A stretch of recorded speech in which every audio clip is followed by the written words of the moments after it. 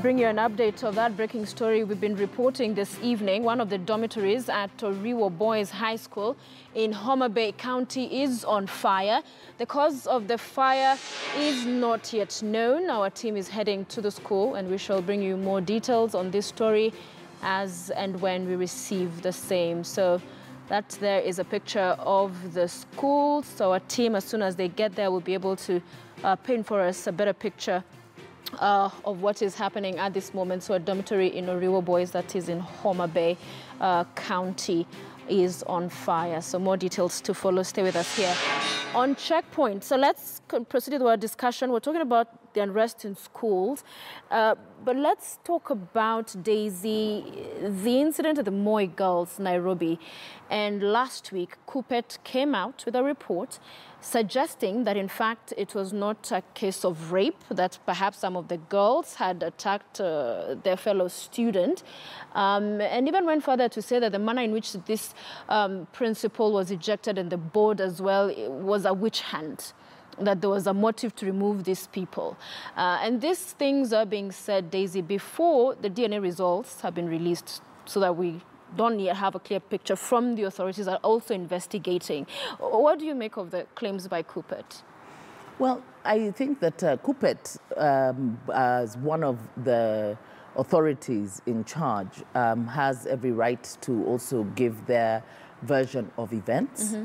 And I think that before anything can be said or done, we need to have the full report. Yes. However, I think that they've raised issues that we must confront. Mm-hmm. Because even if they say that the girls were attacked by their fellow girls, mm-hmm. that is itself something that should worry us, right. you know? Right. And I think that even when we look at what is happening in our schools, there are things that we mustn't run away from. And I like what Mamboleo has said, is that our children are growing up at a very fast rate. They're not babies, you know, and they're not children, and they've been exposed to a lot of things. Our children have been exposed to a world that we may want to shield them from. Mm-hmm. And I think it's time for us to have an honest conversation with the kind of things that they're exploring within themselves, you know, and having to understand themselves. I think we need to rethink education in this country, that it has to just be beyond grades. It must be about character formation. It must be about emotional intelligence. It really must be about how we're going to learn to talk to our children and how we're going to create an atmosphere that allows our children to talk to us, you know? I mean, we're all parents.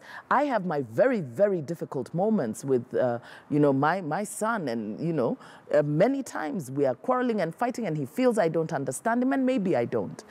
But I think that collectively, as a society, as a nation, we have adopted a very, we remain, our mindset remains in a very backward era at a time when children weren't allowed to speak. You know, children were to be seen. You were to just go to school, get good grades, get out there, get a job. Right. But now the world has opened up, and our children have opened up with this world. And it's time for us to open up and begin to understand how our children are relating. The other thing that we must also concern ourselves with is the state of our schools in Kenya. Because the Moi Girls incident is only just a second incident. Remember that there was a fire in this school. And one of the things that came out was the congestion in the schools. Do we have standards for how our boarding schools are you know, what are the standards that we're setting? Some of this unrest that you may see is also because we're letting our children live in hospitable conditions, in crowded and cramped out spaces that are themselves not safe, you know? So there are very many issues here, and I think that we've got to pause as a nation and begin to have a very serious discussion, bringing in all stakeholders and all views, including those of our children who have to live in these conditions, who have to, you know, operate within this environment. And we have to stop just lashing out at all times. When we hear negative reports that we wouldn't want to hear, let's go further. Let's investigate it further. Let's get experts, you know? Yeah. I want us to switch gears, talk about the sugar probe. Let's listen to what the leader of majority in the National Assembly had to say, the Speaker, one of the co-chairs as well, and MP Lesuda, and we'll continue with our conversation. Mr. Speaker, it's ridiculous. It can't happen that every kilo of sugar in our country must undergo test. Mr. Speaker, Parliament does not act in vain. Parliament has the teeth to bite. Since the sugar doesn't have mercury, we now have to pursue the other criminalities, evasion of tax. And if there is any person who evaded tax, they have to pay for it. But you can't demonize us and say that our mandate was just about mercury, and now we don't concentrate on the issue of evasion of tax. And I challenge the majority leader again to declare his interest in this issue. Because at the end of the day, we have to set the matter conclusively. Can the relevant authorities find out about the sugar on our shelves in our supermarkets and tell us whether the sugar, because the rest, it's just out there in warehouses, and I don't know. What about the sugar that already left the warehouses and came to our shelves, which we are now consuming as Kenyans and in our houses, Mr. Speaker? We need that answer as a further answer to what they have said it is not fit for consumption. So, joint committee, joint chairs, address the issue of safety. Address the issue of safety. When the House resumes, we want a report that tells us what is the truth, what is the correct position. Not 60%, even 60% give us, but from the entire country, not from 18 counties. Right, so another 10 days for the Joint Committee to bring more concrete answers regarding that sugar. And is it, does it have mercury, copper, lead? What's going on? What are we taking? Otieno, when you hear the different legislators and the Speaker, we have heard Speaker there. One of the co-chairs tells the majority leader, declare your interest. The Speaker earlier during that said during the hearings, some of these committee members were seen to be hugging, and they were saying that is not the proper way to interact with the people you are having appear before you. Are we wasting time with this probe? Of course we are. We are actually wasting time. Parliamentary time can be utilized to pursue better things for the benefit of the people of Kenya. Why I say that is because the criminality that has been committed, start with, as we speak, more sugar is being sold. Most of the sugar factories in this country, actually, almost all the government or publicly owned sugar factories are closed as we speak, maybe one or two, and they're in debt. The private sugar companies is coming out, it's now emerging. They are largely just warehouses where imported sugar is taken to those factories and repackaged and sold as if they're locally produced. Now, we are dealing with a danger to the life and health of the people of Kenya in a very casual manner. 3 weeks ago, Kenya Bureau of Standards, which is the agency that is tasked with the responsibility of confirming suitability, the safety of commodities that is sold, they banned over 150 water bottlers on safety question, just on safety alone. Told 150 bottling companies, we are going to produce, address these safety issues. Now, you have a situation where you have a product whose suitability is being questioned.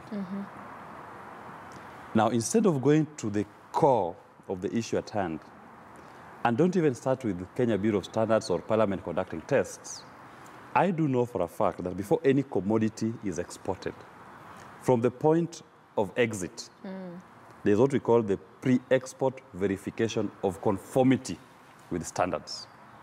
So that the first thing that should have been done with all this sugar that has been captured is to publicly display and disclose this is the pre-export verification certificate for this particular commodity, issued by the Bureau of Standards for this particular country.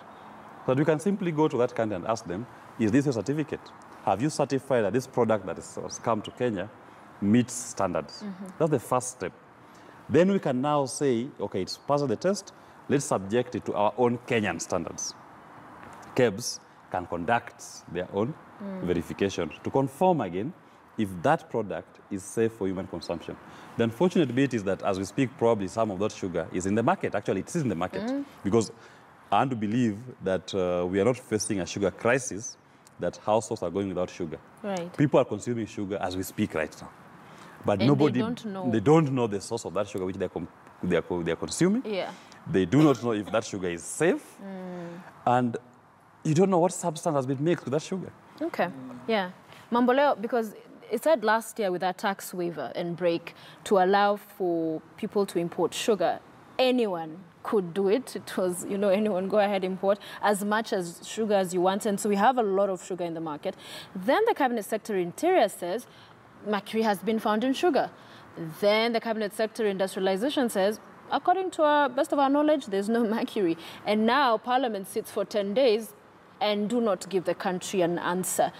So what, in your view, how do Kenyans go about taking their sugar with their leaders not able to give them clear answers?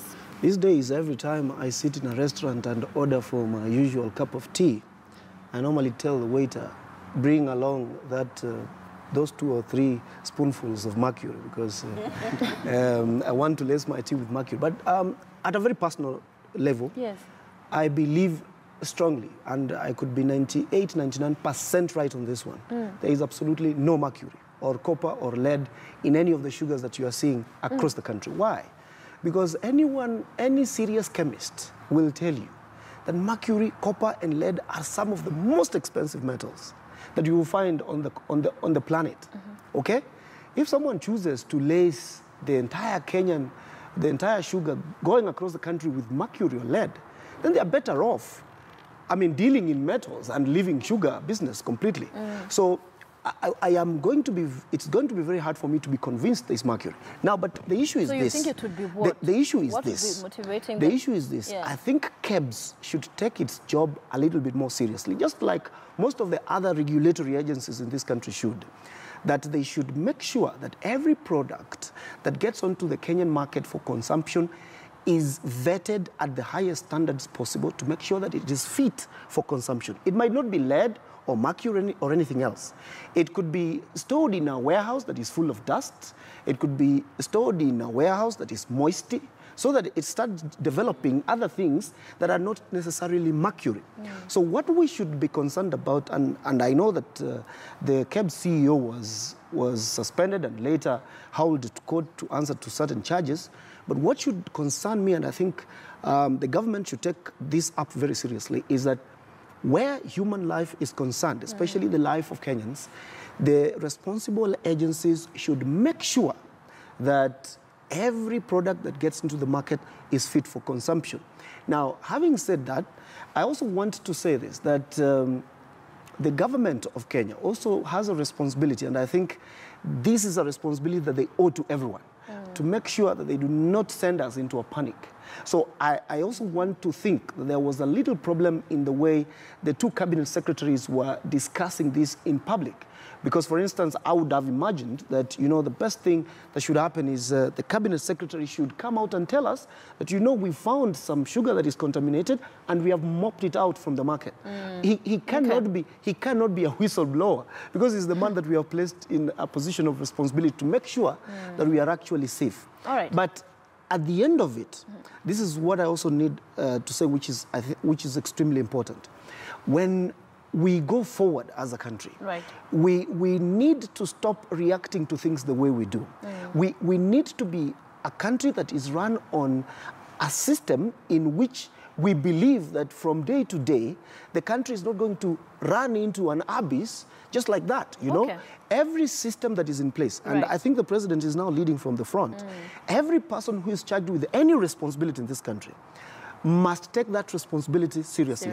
You cannot sit over a system where you have been placed in a position of responsibility to check on some things, and then you later come and tell us, you know, I have checked and these things didn't happen, which you are supposed to make sure do not happen in the first place. It is extremely important that cabinet secretaries, PSs, and every office of government takes their job seriously. Daisy, because the concern here is that the gatekeepers have slept on their job, and worry even going forward is, will they be held accountable, or will be people stepping aside, or even not, and business continues as usual? First of all, I really don't understand what this stepping aside business in Kenya is all about, because this is serious. You're talking about the health and well-being of an entire country. When you look at a commodity like sugar, the reason why sugar is so lucrative to many of our politicians and is usually imported always, you know, before an election, is because it is consumed by the lowest to the highest. Everybody consumes sugar. So for this kind of carelessness, for Parliament to have to be whipped by the Speaker, and I'm glad that the Speaker has, you know, showed some outrage towards that committee, that it shows that lack of seriousness, you know, with which duty bearers take their responsibilities. We have institutions that are tasked with that responsibility. KEBS and KEFIS. It's not even the duty of Parliament to tell us whether the sugar is poison. They need to call those guys in, but recommend prosecution. Prosecution even on dereliction of duty. Just guys not doing their work. Ministry of Agriculture. Then the responsibility of government, bringing in all this sugar, and for how long? The private importers, these companies that are importing, everybody should actually be held to account. And this is criminal, because if indeed it is poison or it is unfit for human consumption, then the potential of poisoning is like a chemical attack on an entire nation, you know? And yet we're not even taking it that seriously. I mean, here we are saying, oh, it's this one and it's that politician and it's that. This is not something to laugh about. This is a very serious thing, because this is just sugar that we're talking about. What about other foodstuffs? What about maize? What about other agencies that are tasked with keeping our country safe? You know, if this is the attitude that we have with our duty bearers, then as a country, we really are in trouble. The other question that we must ask is this: if there is sugar that is unfit for human consumption in the market, already we've seen a lot of sugar being confiscated. Why are they not destroying it? Why are they not destroying this sugar? They have shown us, they've made a whole song and dance of confiscating the sugar. Good. Why are they not destroying it? Because that way we know, with the kind of corruption that we're dealing with, it's quite possible for this same sugar to find itself back in the market through other means. So I think that, you know, what is being exposed through this whole sugar probe is the conflict of interest between duty bearers, so that Parliament, because we have parliamentarians who are defending, you know, some of these imports, and you know, you saw even the Speaker talking about people hugging and kissing, you know. The lack of seriousness with which this whole probe is being undertaken, for me, is worrying, and it should worry all of us. The other thing that worries me is that Kenyans don't seem to react normally to even threats on their life, or potential threats to their life, you know. People are just watching back, you know, and in a passive manner, you know. We'll end it there. Thank you for your time, lady, gentlemen. Definitely food for thought, but we wait to see what that committee, joint committee, you have trade and agriculture together will come up with after 10 days, and also the investigative agencies as well. Daisy Amdani, thank you. Willis Otieno, James Mamboleo, it was a pleasure to have you all with me tonight, and you for watching. I'll be reading your feedback towards the end of the show. For now, we take a break, and Robinson of Kenya will be coming up next with sports.